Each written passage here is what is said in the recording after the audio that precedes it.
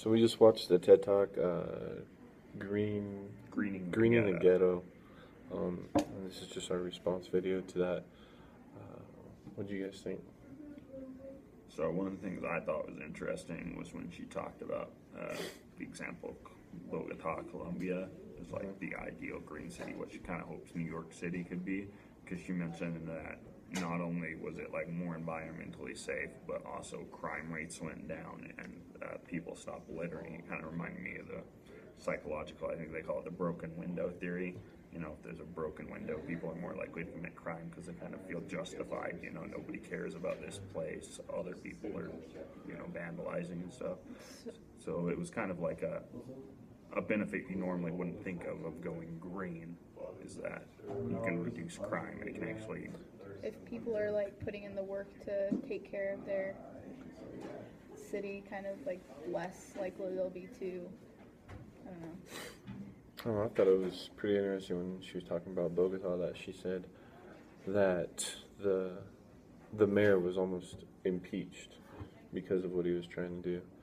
And I don't know, I just felt it was, I don't know, different. Most people, you know, would appreciate that kind of thing, but I mean, I definitely think what she's doing in the Bronx is important, and it's definitely helpful to the community. I thought what she was talking about, the roofs and what they're doing with using that energy to create the plant life on the roofs was pretty interesting. You know, notice with both those cost quite a bit to put in immediately, and so I think that was probably why the guy almost got impeached, just because of just the cost of everything he's doing. But the long-term costs can even out. Like she said, you have to build less sluiceways and sewage systems when you have those green roofs, as well as, you know, like we just talked about, crime rates go down, then you can spend less on criminals and prisons. So, as well with, you know, when she mentioned in the beginning all of the crap basically around them, and the pollution that's causing it. With the plant life, that's going to help increase the overall health of the people that live in that area. And again, that's another cost, you know, less Medicare, Medicaid you have to pay out. Well, she said that most impoverished people use the emergency room as a primary care. Yeah. So I guess I didn't realize that. Yeah.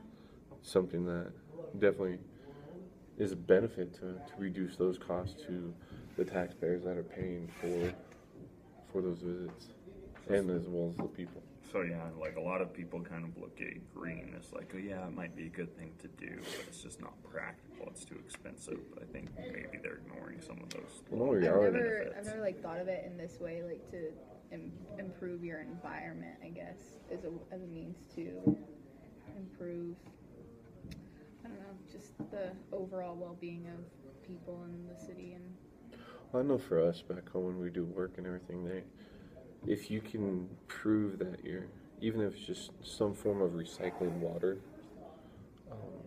there's huge credits that are given to you in the construction industry if you're trying to do something that's green, because you're helping save things. So not just from the government, from other companies will give you huge credits on those things. I guess one thing we do need to kind of bring it back to is, you know, we did watch this for an ethnic relations class, and so I think, I guess what I got was the point was made just because we talked about how, you know, these tend to get put in the places where the ethnic people live.